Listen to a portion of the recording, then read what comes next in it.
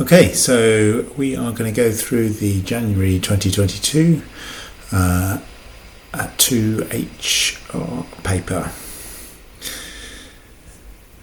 Mary saves for a holiday each year. In 2020, she saved a total of $720 in 2021. Each month she saved $78. The total amount Mary saved in 21 was P% more than the total she saved in 2020. Work out the value of P. So in 2021, that's the one that needs some calculation, she saved 78 times 12,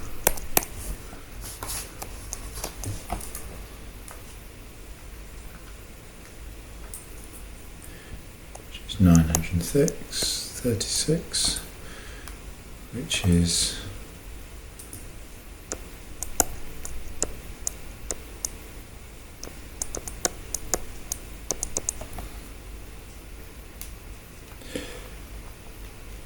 $216 more. So as a percentage, so we want 216 over total saved in 2020, which is 720. That's as a fraction. We multiply by 100. So 216 divided by 720 multiplied by 100.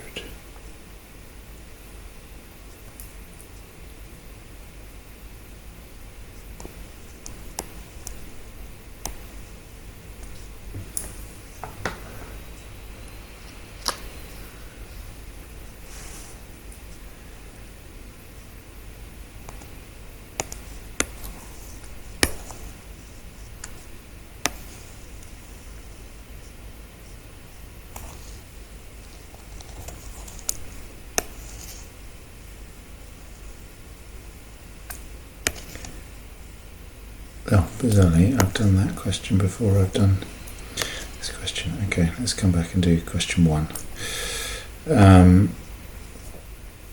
Probability that the flavour of tea Sorotex is nilgiri.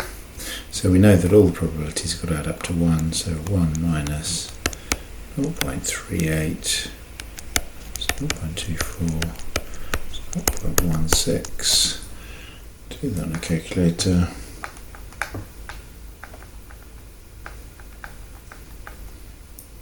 Is 0.22. Work out the probability that the flavour of tea Sorotex is either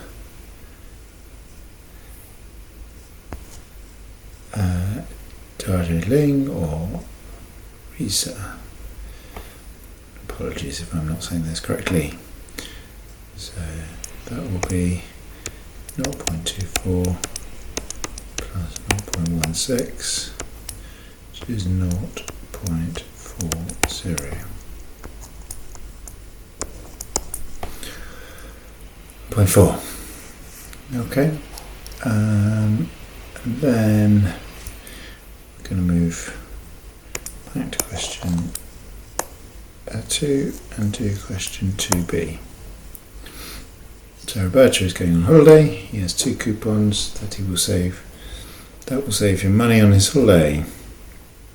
18% of the accommodation, 12.5% of the total cost of the accommodation and flights. Okay, which of the 2 coupons should he use? So 18% of accommodation. So 18% times the accommodation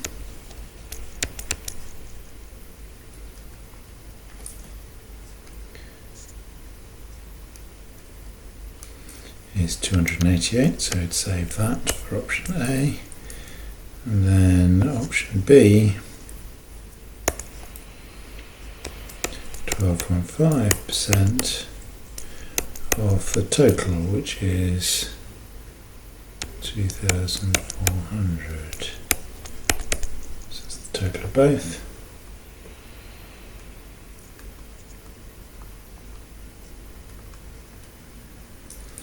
is 300.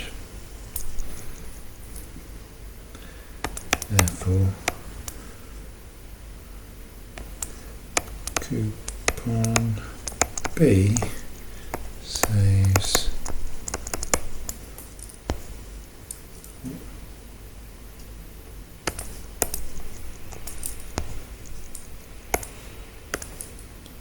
the most.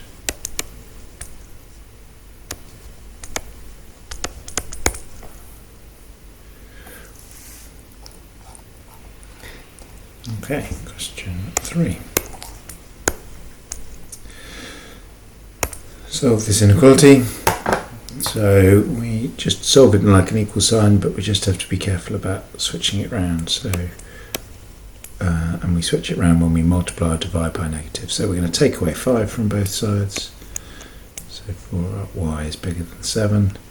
Now I'm going to divide by 4, so y is bigger than 7 over 4, and we can either write 7 over 4, or we can put that on a calculator and work out that it's 1.75.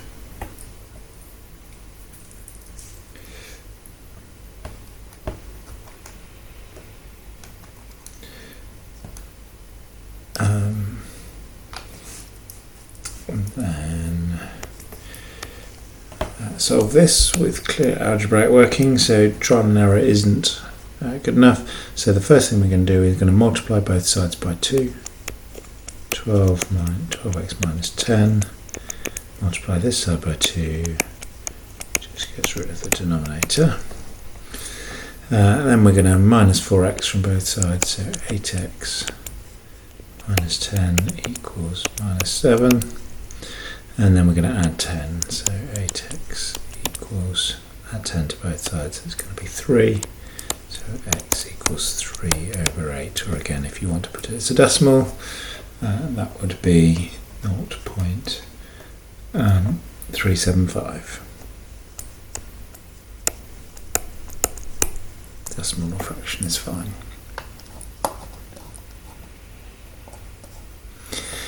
So, question 4.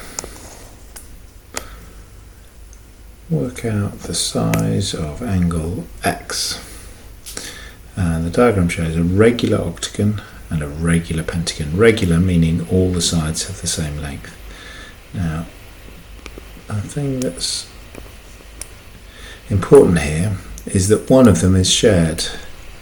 Therefore, all the sides of the pentagon are the same as all the sides of the octagon, which in particular means that this is the same as this.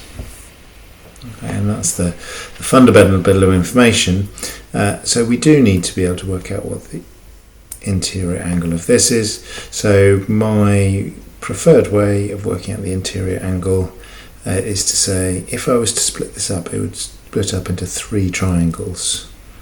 I can demonstrate this one here like this. All of those are 180, so I'd get 3 times 180, and then I want to divide it by 5 to get what each one is. So 3 times 180 divided by 5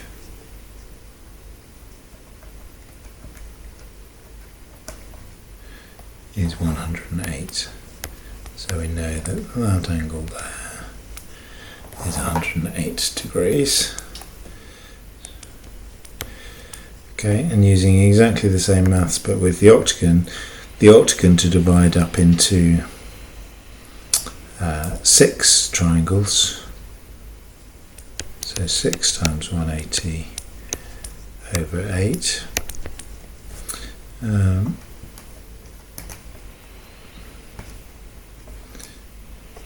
Is 135. So that means that this angle there is 135, which means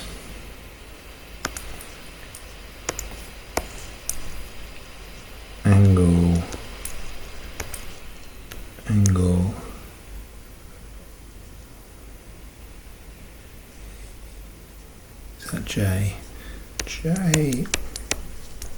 PC is 135 minus 108.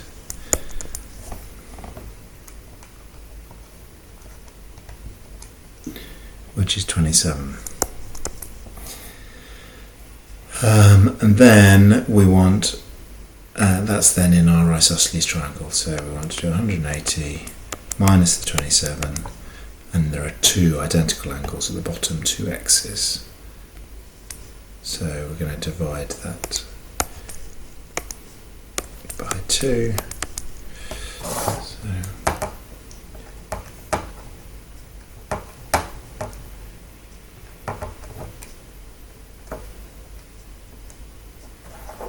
is 153 over 2, which is 76.5. 76.5 degrees. Now it didn't say give a reason for each of these, so we don't need to put a reason for all the steps. But I hope that's now clear.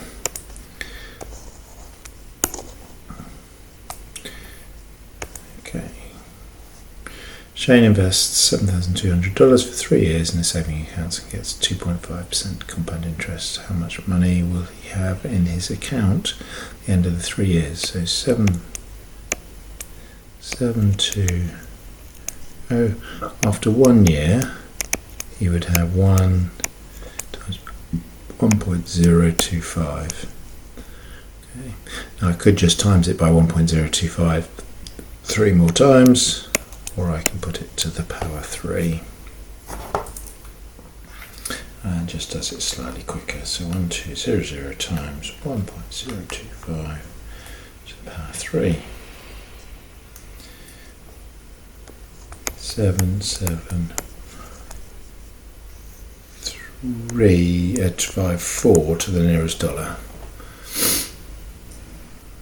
Because the answer to this is 753.6125. So to the nearest dollar is that. Okay.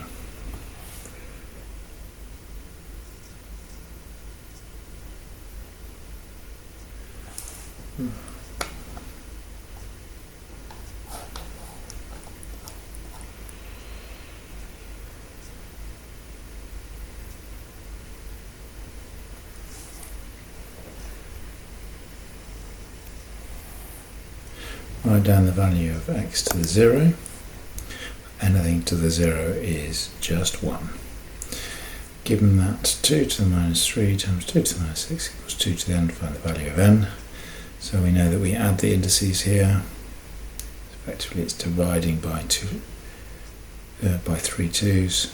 So that's going to be 2 to the power 6. And then this one. So this is kind of saying, okay, on the left hand side I've got 7 to the 206 plus m minus 214 equals 7 to the minus 3. So that means 7 to the power this, then just 206 plus m minus 214 equals minus 3. And then from there it's obvious I add 214, take away 206, I get m is 5. And we can check that that works by putting it back in.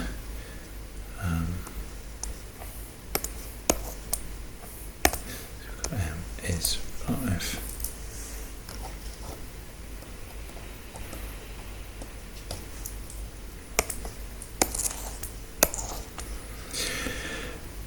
Write down an equation with a straight line with gradient minus 3, which passes through the point 0,5. So the point 0,5 is the point, the y-intercept 0 along 5 up. So minus 3, so it's just going to be y equals minus 3x plus 5.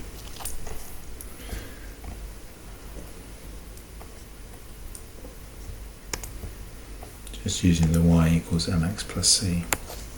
Okay, show by shading on the diagram the region defined by all three inequalities. A little bit smaller. There we go. So x is less than 6.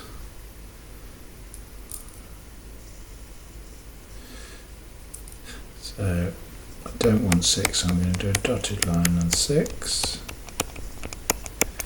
And I want to be to the left of that.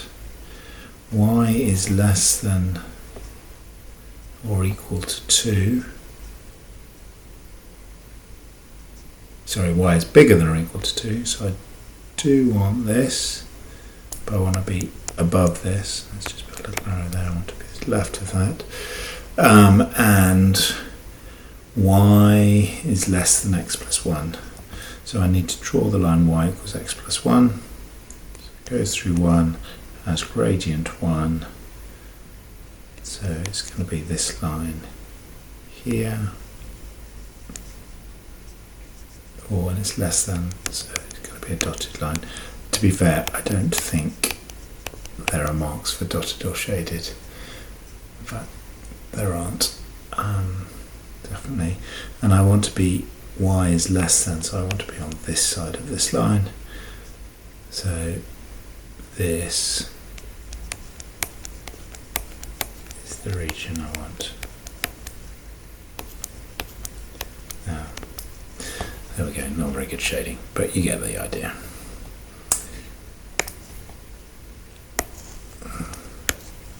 Okay, first row done.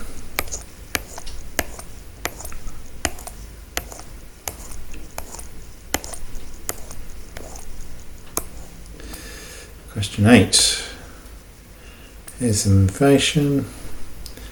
The type of tiger.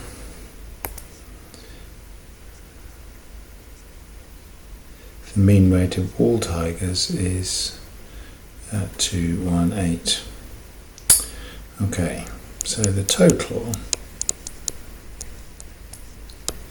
of all tigers is 218 times 50. And the total,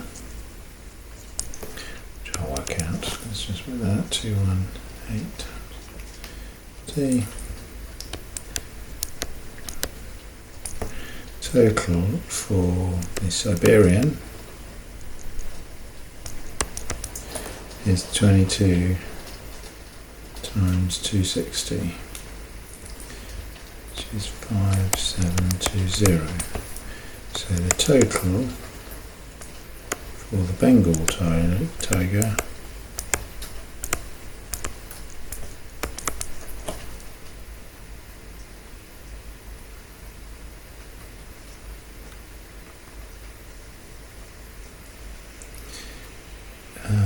is 10900 minus 5720, which is 5180.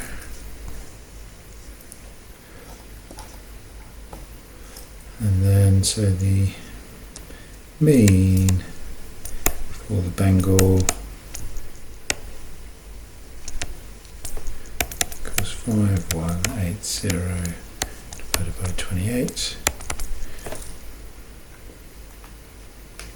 which is 185 kilograms.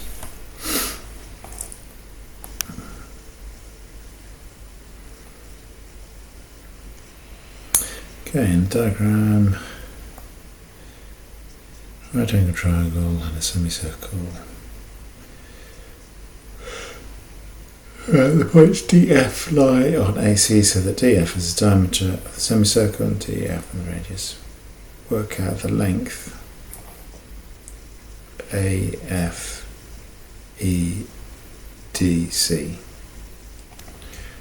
Okay, and we know that that's 24.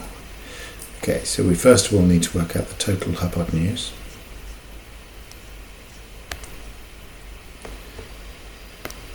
So AC in a straight line So to do that, we need to know that we've got the hypotenuse and the adjacent, so that's cos. So the cos of 30 is the 24 over the hypotenuse, which is AC. So we know that AC is 24 over cos 30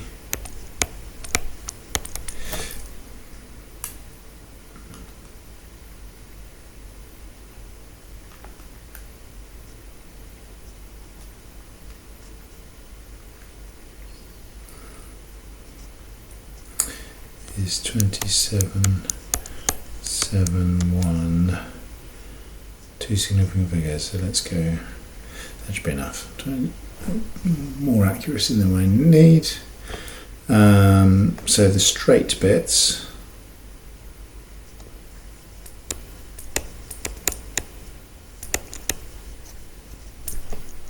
is 27.71 minus, if we look back at the diagram, that's going to be 6 because you've got 3 and 3, so minus 6 is 21.71. And then the curved is pi times the diameter, but it's half because it's only a semicircle. So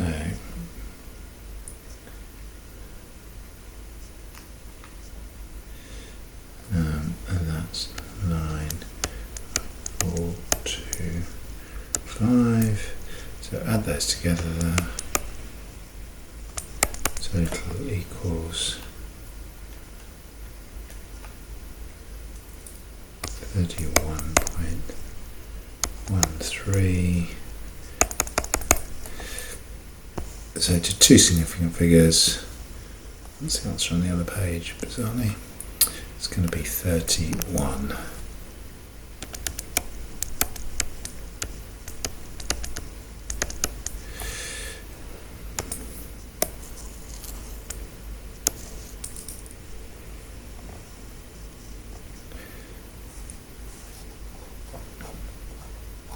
Okay, question 10. Work out which was spent more per person on healthcare, Luxembourg or in Austria. So let's start with Austria. Austria per person, so we've got to divide by the number of people. So Austria, 8.7 times 10 to the 8. Oh, sorry, the wrong way around. Divide by the number of people.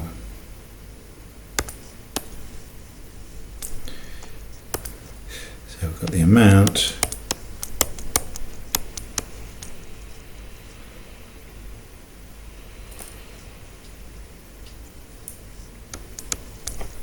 divided by the number of people. Okay, and really important, you kind of set it up. You either put them both in brackets or you set up your calculator to look exactly like that. So if you don't, then your calculator will get the division wrong. So do just be careful with this.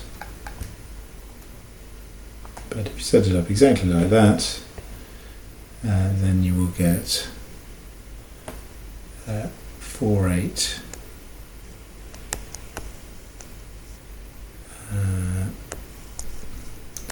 2.8 to nearest whole number.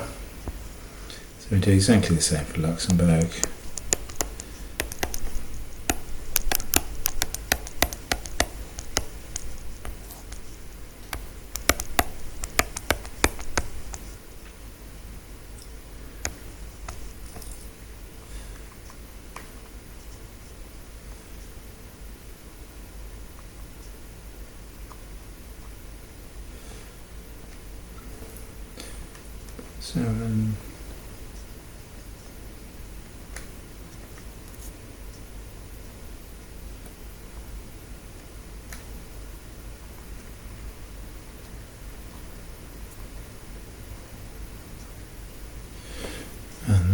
turns out to be 5873.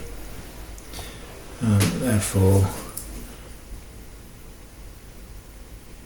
how much more was spent in Luxembourg? So 5873 minus 4828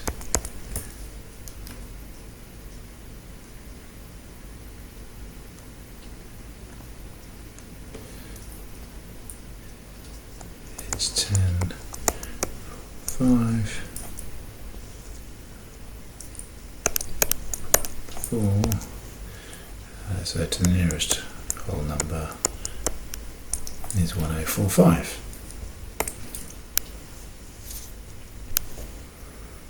Okay, copy and complete table for this.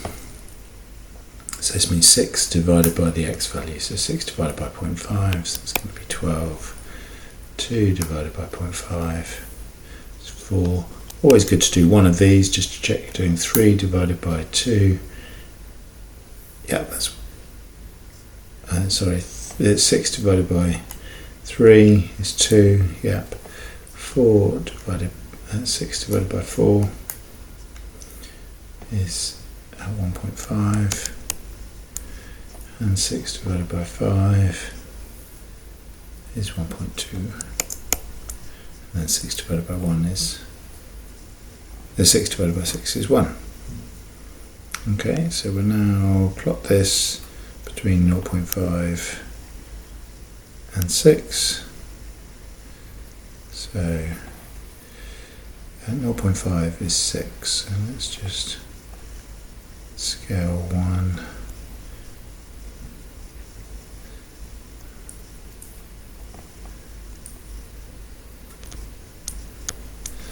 Going to be in there. 1 is at 6.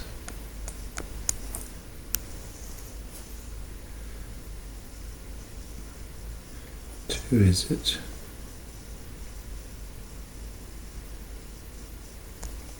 I've got that wrong. 6 divided by 2 is not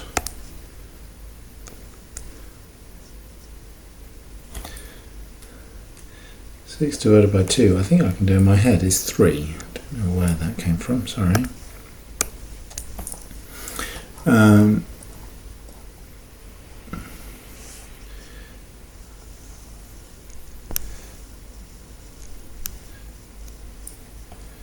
Is 3. 3 is 2. 4 is 1.5.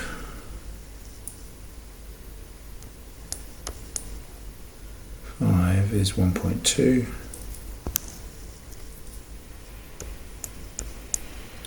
And 6 is 1. There we go. I'm plotting between those, so a nice smooth curve joining all of those up.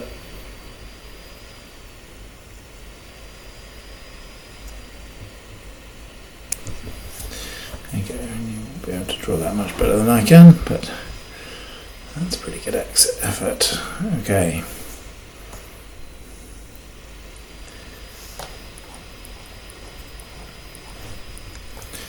The diagram shows 2 vertical foam masts, A, B and C, D on the horizontal ground. Work out the size of the angle of depression from B to D, of B from D. So what we're talking about here, when we talk about angle of depression, is we're talking about, if you look out horizontally, how much down do you need to look? And we want that angle in there. Okay, so we're going to need to work out how much down is it. So that's 30.7 minus 6.2. 24.5, and we want that angle there. We know that that is 244. So we think I'll do a bit of trigonometry. So we've got the opposite and the adjacent, so tan theta, the opposite, which is 24.5 24.5 over 244,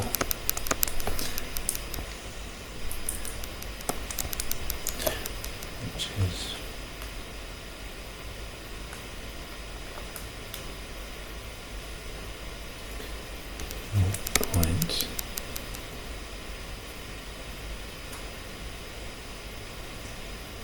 0.1004, etc.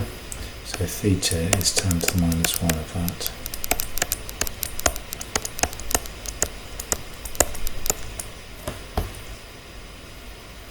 To the minus 1.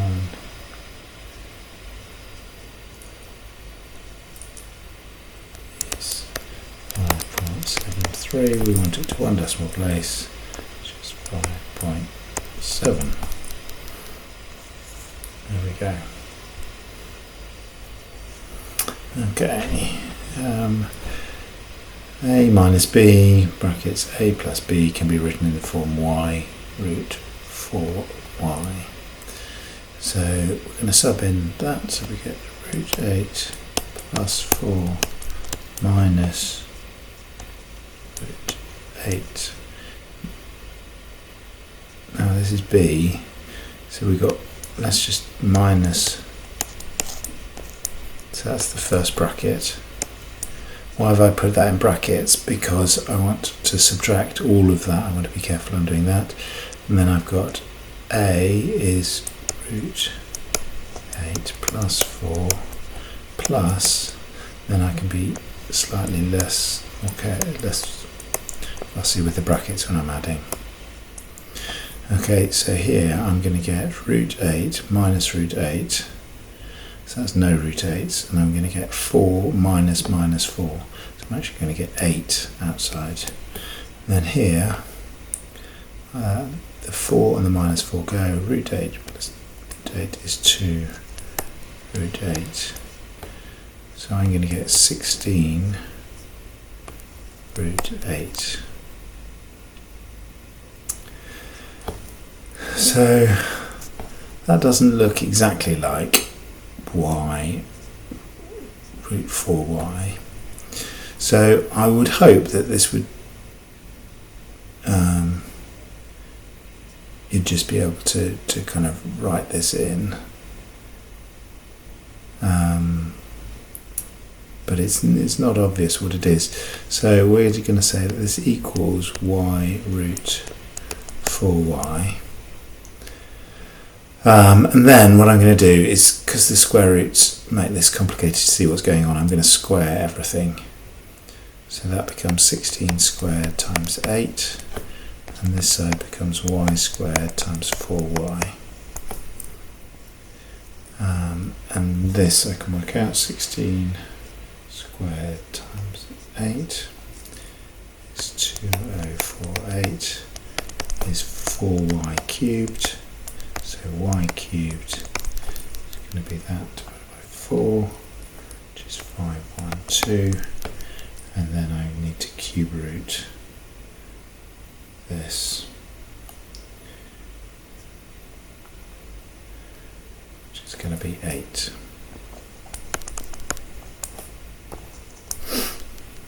So I don't think that was obvious from where we were there, but we've got there. Okay, question 14. Group of 60 students had an algebra test and a geometry test. Each test was marked out of 110. The cumulative frequency asked gives the information about the marks gained by the 60 students in the algebra test. Okay, use the graph to estimate the median mark in the algebra test. So median is the halfway number. So we've got 60 people doing it, and the median is the 30th. So I'm going to read to there, and then I'm going to carefully read down. So this looks like this goes up in 5, so in 2, so that's going to be 48.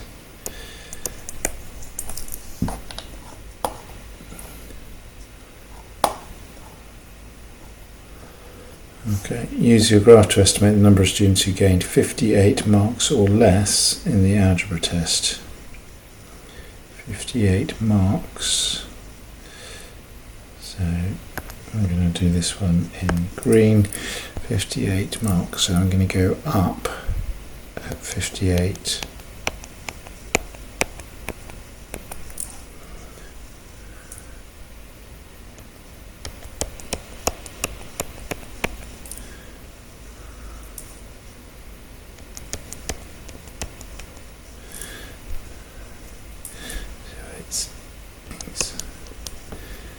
Exactly on this one, so that is at 46, and that means there are 46 less than that, so that's the number that we're after. So 46.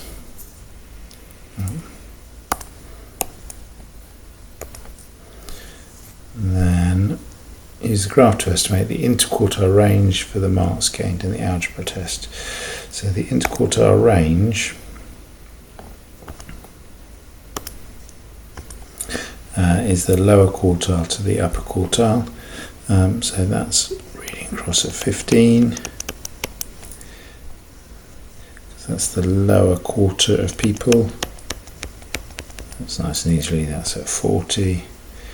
And the upper quartile is 30 is 45. So I'll read it. 45. Let's just read. Oh, I've hidden that, but I'm pretty sure that read across at 45 is that there.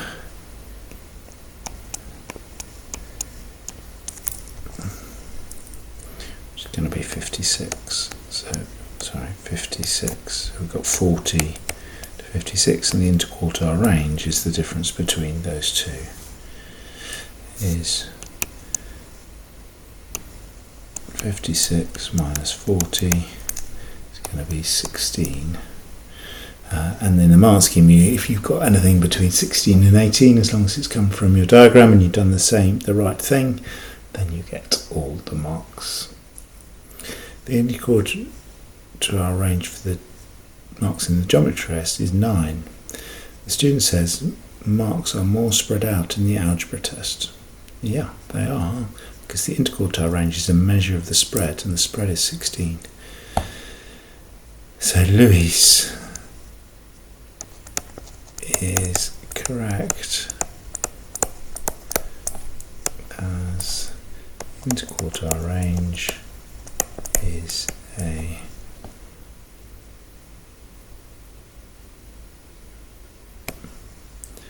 measure of spread,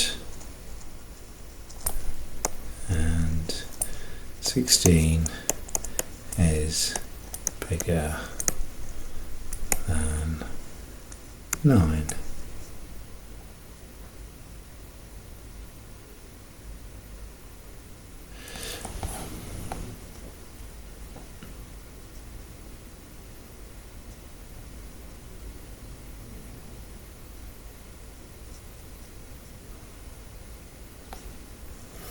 To be awarded an A grade in the algebra test, a student has to gain a mark of 64 greater. 2 students selected from random. Use the graph to estimate the probability that both these students were awarded an A grade. So let's just do 1 to begin with, a mark greater than 64.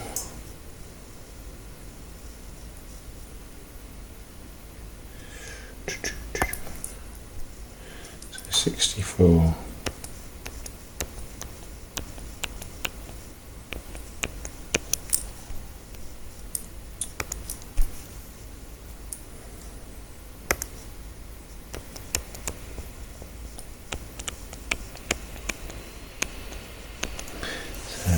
Is 50. So in terms of those that were greater than it, there are 10 pupils that were greater. So 10 out of the 60, and for both of them we've got to times it by 10 out of 60, assuming that they are independent.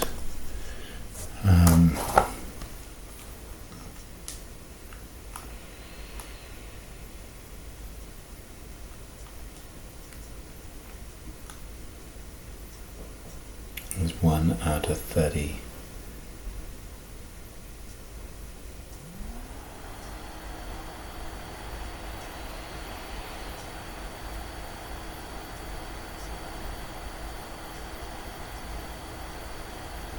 Oh, 2 students are selected at random.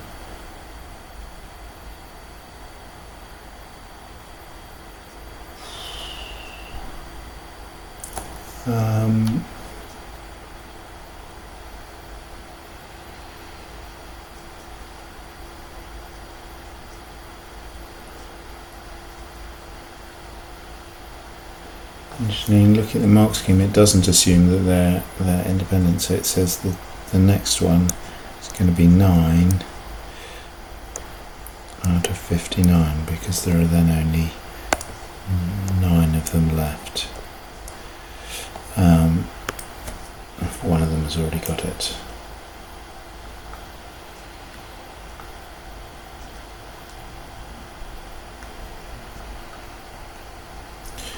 Which is 3 over 118.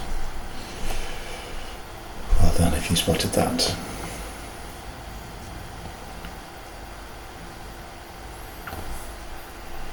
Okay.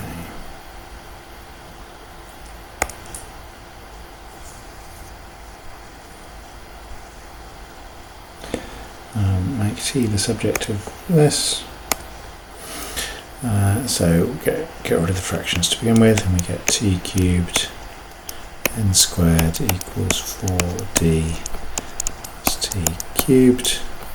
Get all the t's on one side, so we're going to get t cubed n squared minus t cubed equals 4d. Now the thing that's nice is that they're all t cubes. It's just n squared minus 1. Now I've only got t cubed written once, so that's the aim. Is to get the thing you're trying to write in the subject is just appearing once. So t cubed equals 4d over n squared minus 1. So t is just the cube root of that.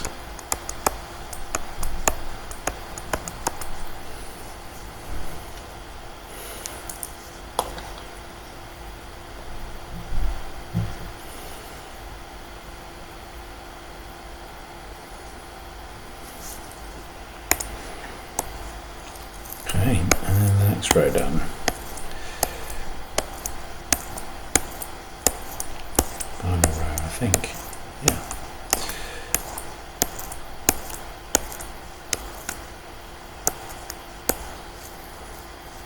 Okay, question 16.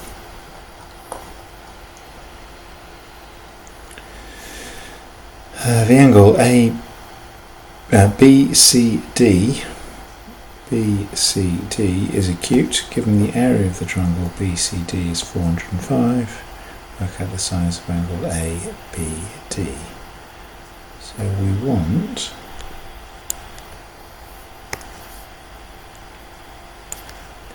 ABD, this one, and we know that BCD, this one, is acute.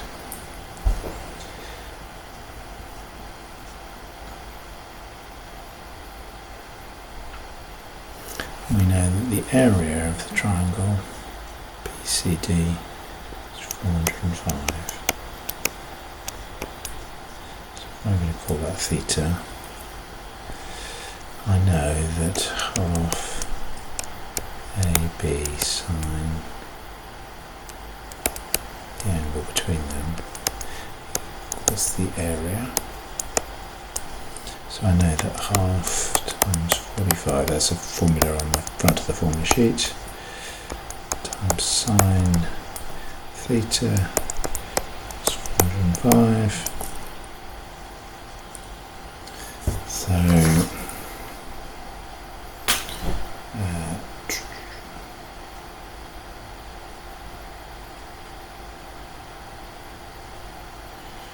so 405. So we know that sine theta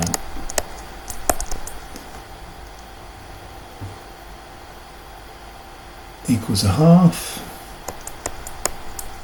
Just rearranging all of that. So theta is sine to the minus 1/2, which is 30 degrees, which is acute. Now there is another answer, it's 150, but it's not acute, so that's fine. Now we need to use that to then work out BD. So let's call BD X. Because then I can use that in the other triangle to work out the angle I'm trying to get. So that looks like a bit of cosine rule. So we've got a squared, so x squared equals 45 squared plus 36 squared minus 2 times 45 times 36 times cos the angle that we just worked out, which is 30.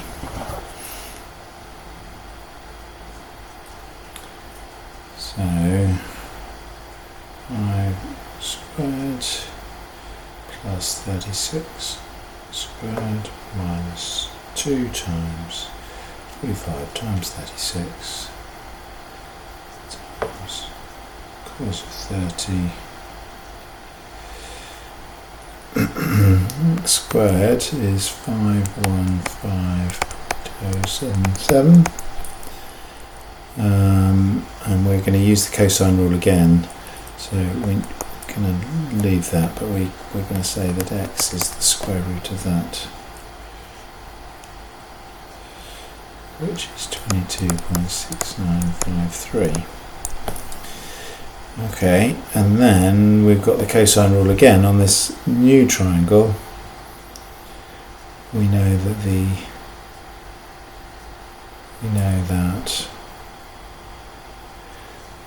number up here, 28, that's the one opposite, so we know that 28 squared equals 19 squared plus x squared minus 2 times 19 times x, and I know what x is because of this angle that I don't know, that I'm going to call theta. So this one here is the angle theta. So I sub in the value of x that I know.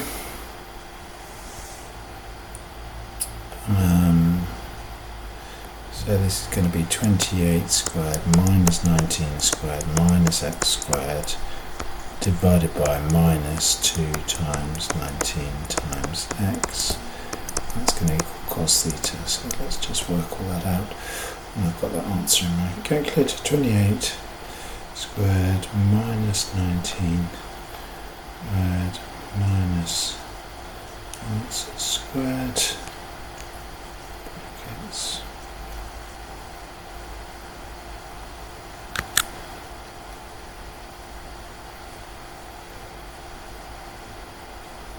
divided by minus 2 times 19 times x.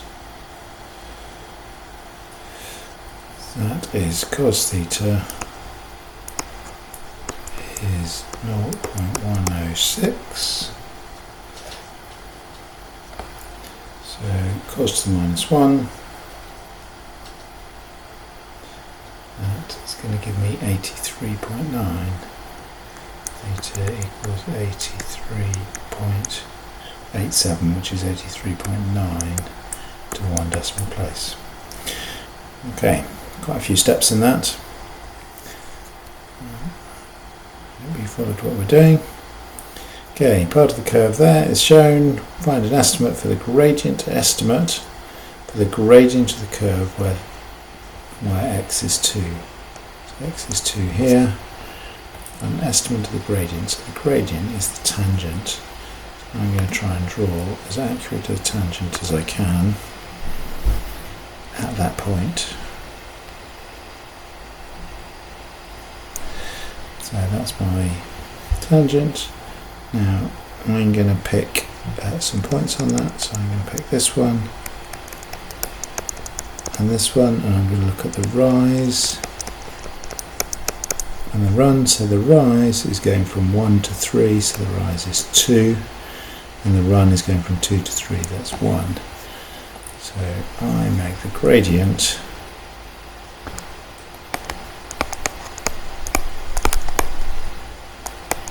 equals the rise over the run, which I make 2 over 1, which is going to be 2. Now,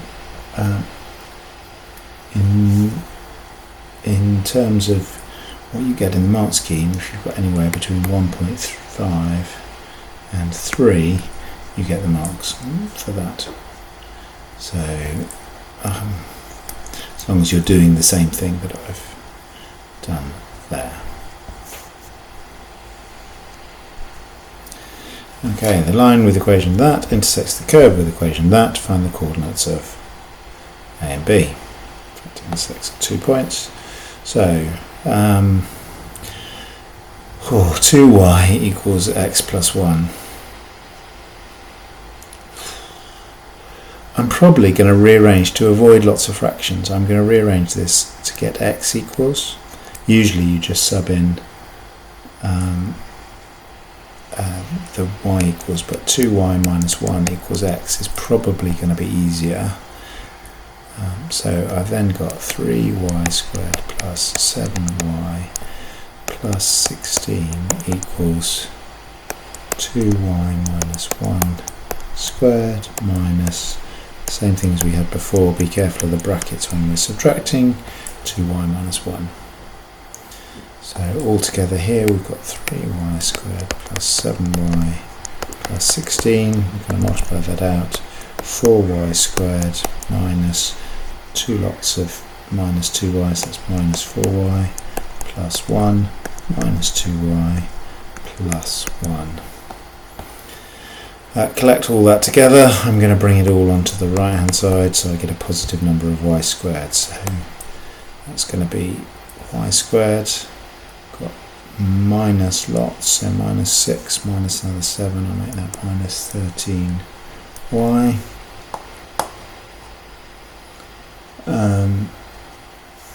And then I've got 2 minus 16, so I'll make that minus 14. And I think that they've tried to be nice. I think that factorises, so we get y minus 14 y plus 1, so y equals 14 minus 1, and we know that x therefore equals 2 times y, which is 2 times 14 minus 1, which is 27.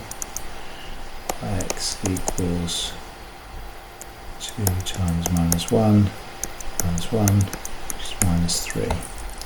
So our 2 coordinates we've got down here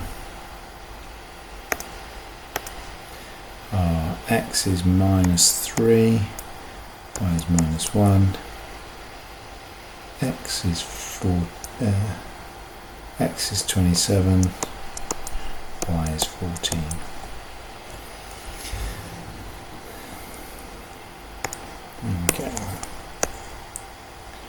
Okay, a horizontal rectangular field A, B, C, D. So this is rectangular at the bottom. It's not a parallelogram as it looks like. Vertical AE is placed to the corner, A equal to that, etc., etc. Calculate the angle between EC and the plane ABCD. So EC, so we want to find between that and the plane, so we want to go directly beneath it, which is this here. Okay, so we need to find that length there. So AC is just the square root of 18 squared plus 8 squared.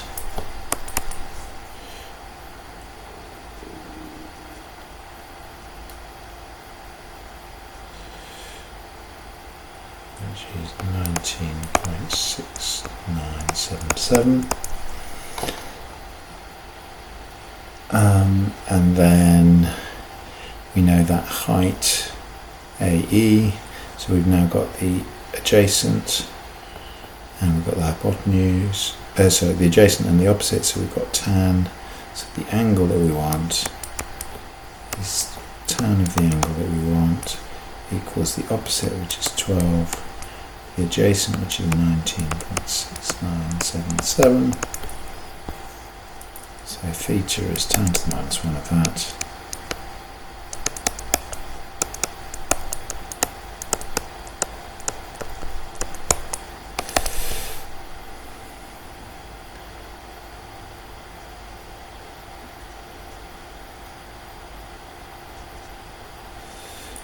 Which is 31.35.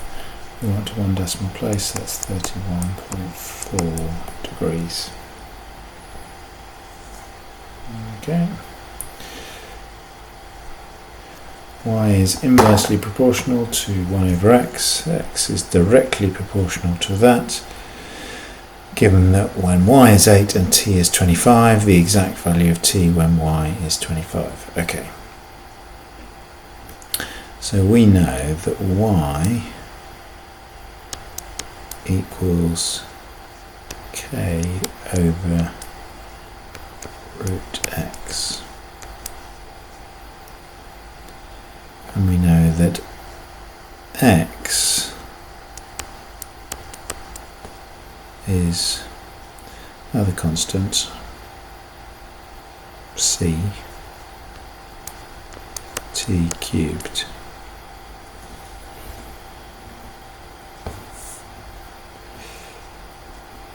So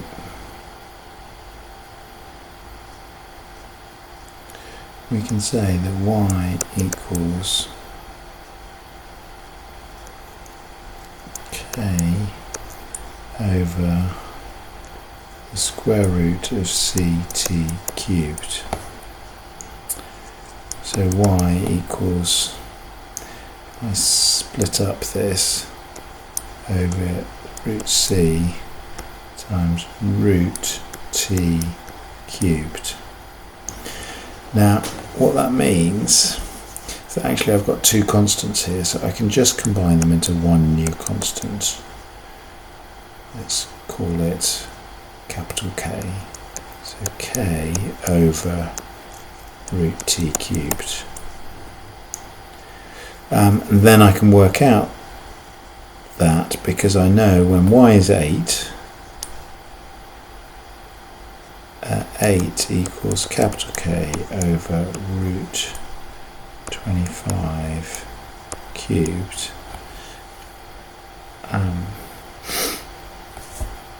So that's going to be K is then that times that. So K is 8 times square root of 25 cubed. So that's 8 times is 625 times root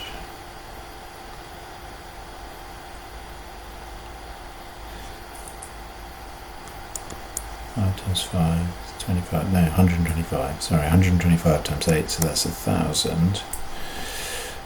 Find the exact value of t when y is 27.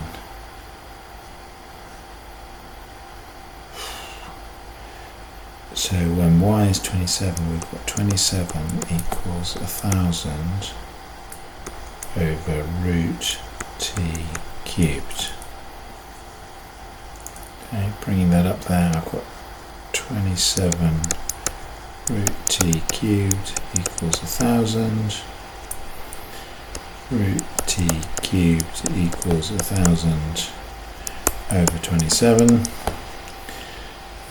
Square both sides, t cubed equals 4,000,000 over 27 times 27, which is 729.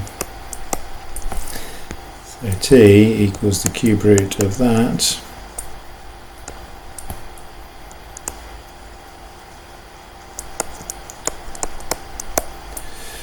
Cube root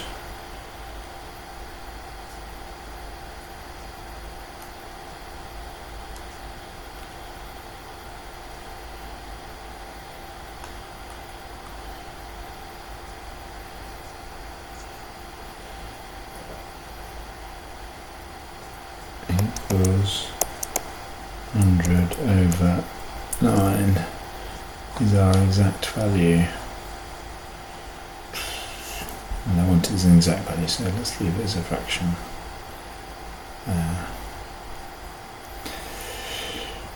Okay, the diagram shows a solid made from a cylinder and a hemisphere. The cylinder and the hemisphere both are made of the same metal. The face of the hemisphere coincides with the upper plane of the surface of the cylinder, as in the diagram. The radius of the cylinder, both x, the height is 3x. Find the total surface area of the solid is 81 pi. Following gives the density of each of the other four metals. The mass of the solid is that. Determine the metal used to make the solid. Okay, so the first thing we've got to do is we've got to try and find out x. Then we'll find out the volume. Then we'll find out which metal.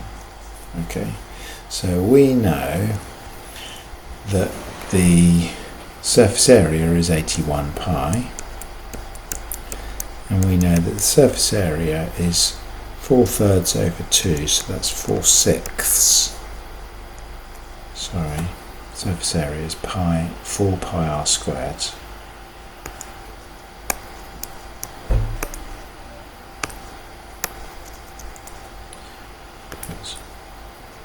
So 4 pi r squared over 2, r is x, so 4 pi x squared over 2, that's the hemisphere,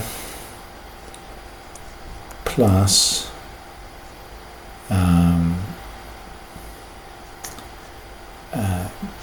the curved bit, which is 3x times pi d, or 2 pi r, so 2 pi times x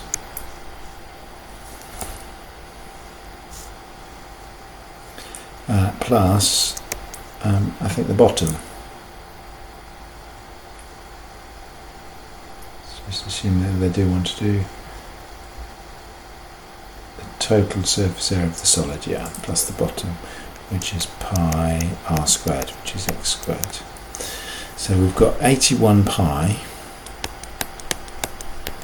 equals, let's simplify to 2 pi x squared plus, this is 6 pi x squared, and this is just pi x squared.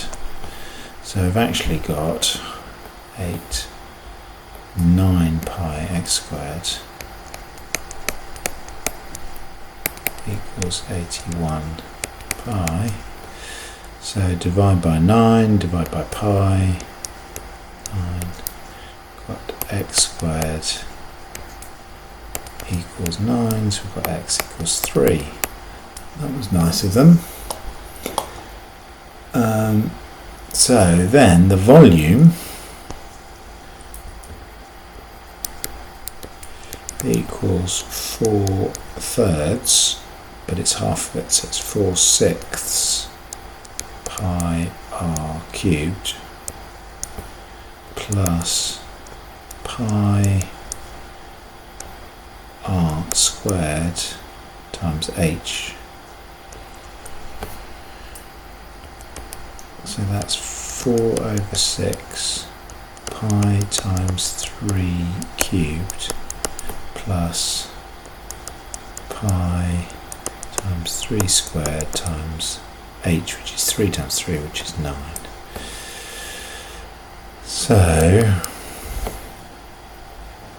the volume is 4 divided by 6 pi times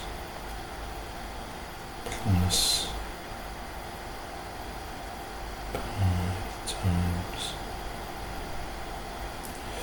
which is 99 pi.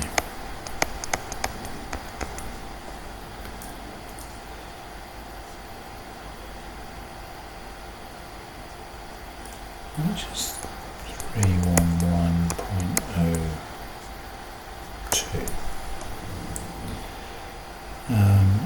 And the mass is 840 grams. We're wanting grams per centimetre cubed, so centimetres, so density equals mass over volume, 840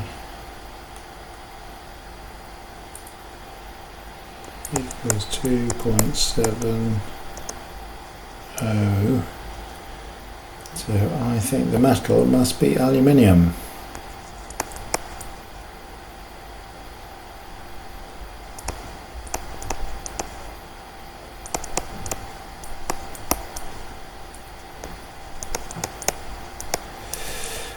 Okay. 2 to go. Okay. ABC is a triangle in which ABC is 90 degrees. So we've got this 90 degree triangle.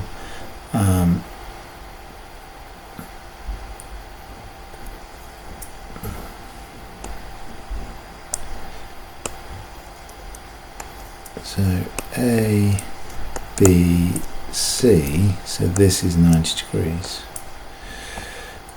We know the coordinates of A is P10,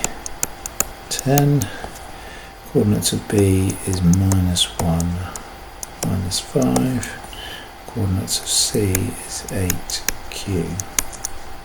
It looks like my orientation doesn't quite make sense in terms of those, but I hope you get the value. So the gradient of AC is the rise over the run. So the gradient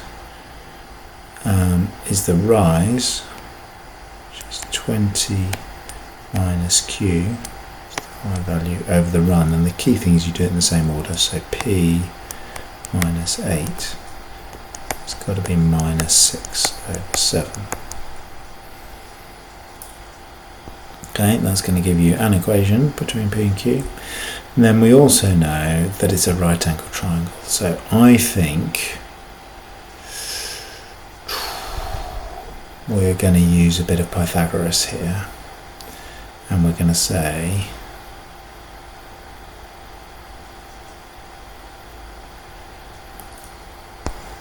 let's simplify this equation first of all.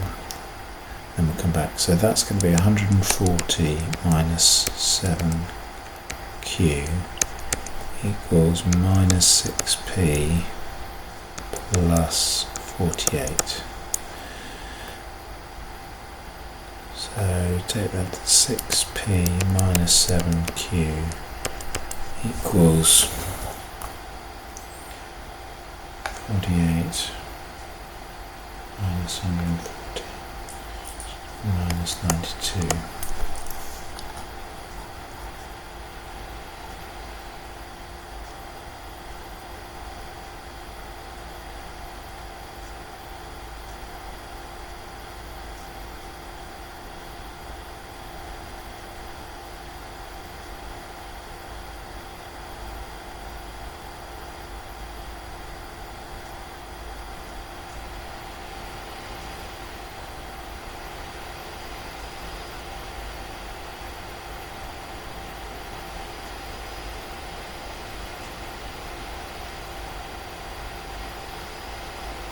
Oh, I've misread my writing. It's a shame. That's 10.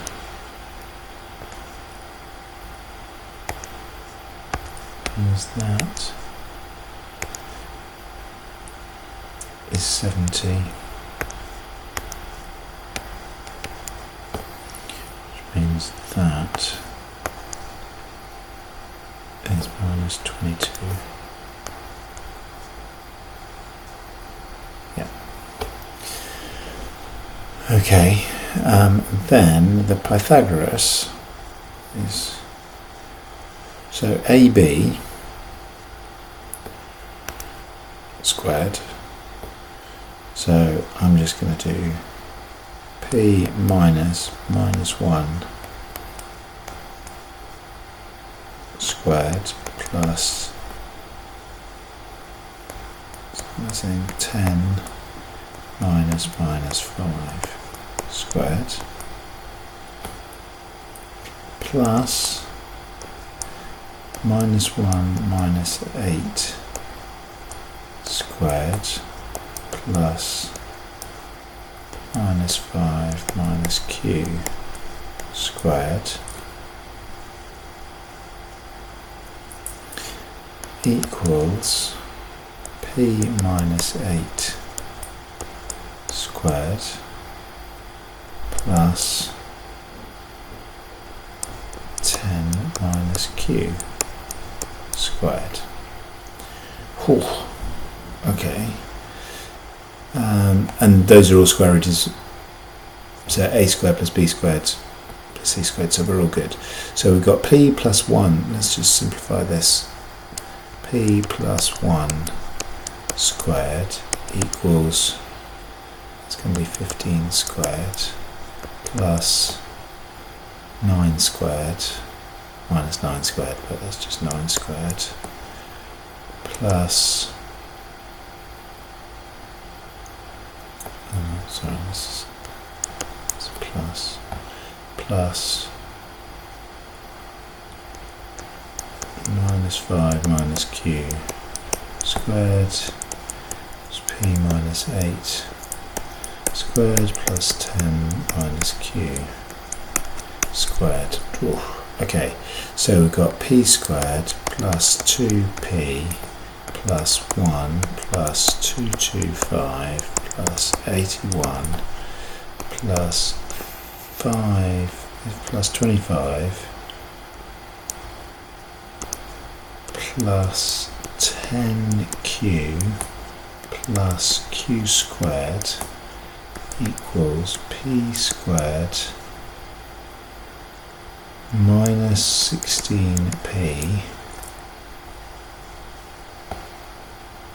plus 64 plus 100 minus 20q plus q squared. Oh. Okay, I'm going to minus q squared from both sides. I'm going to minus p squared from both sides. I'm going to see what I've got left on this side. I think I've got, oh, let's go p, so I've got 18p, 10q, so I've got plus 30q equals, take all the numbers over there, 100 plus 64 minus 25 minus 81 minus 225 minus 1 is minus 168.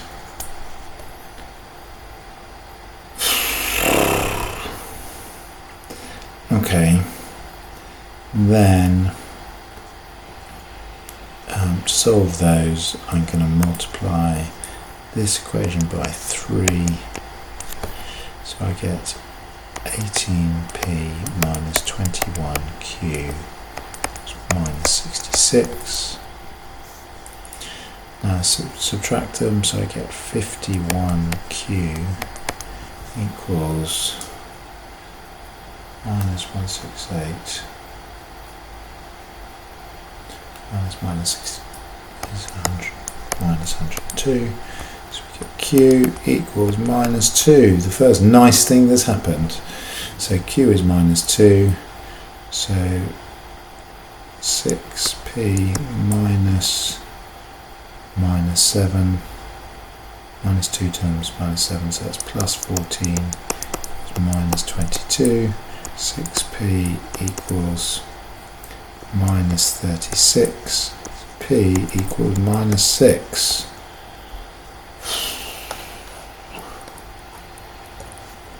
There you go, there you have it.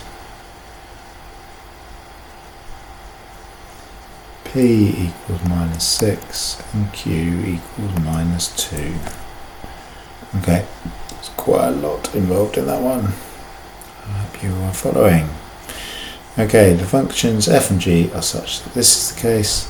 H of x equals f of g of x. So h of x, let's first of all get h of x, equals f of g of x. G of x is x squared minus 12x. So we put x squared minus 12x into f. So we've got x squared minus 12x plus 25 is h of x. We're trying to find the inverse function. So I'm going to x equals y squared minus 12y plus 25, and I've got to rearrange it to get y equals. So I'm switching the x's and the y's. So I'm going to need to do a completing the square. So I've got x minus 25. No, let's do it quickly. X equals y minus 6 squared minus 36 plus 25. So I've got y minus 6 squared equals x, and minus 36 is 11, so I've got x